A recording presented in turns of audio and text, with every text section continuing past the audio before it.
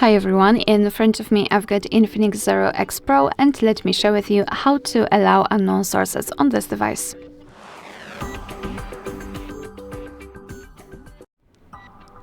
So this operation will allow your device to download the apps from other sources than, for example, the Google Play Store. So now we have to open the settings. Here, let's scroll down to find App Management. Let's tap. Then let's tap on Special App Access. And at the very top, we've got this option, Install Unknown Apps. So right here we've got the list of apps which are allowed or not allowed to install some content, and of course we can change it. So for example, let's pretend I would like to download the app from the Chrome. So let's tap on Chrome and then tap on the switcher. After getting back, you can see that the Chrome is right now allowed to install some content.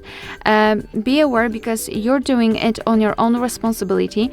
Some third-party apps aren't verified by the developer, so you may put your data and actually whole device at risk. So remember about that and choose the apps wisely. Of course, you can always remove previously granted permissions. Just tap on the specific app and tap on the switcher again. And after getting back, the Chrome is not allowed to install anything.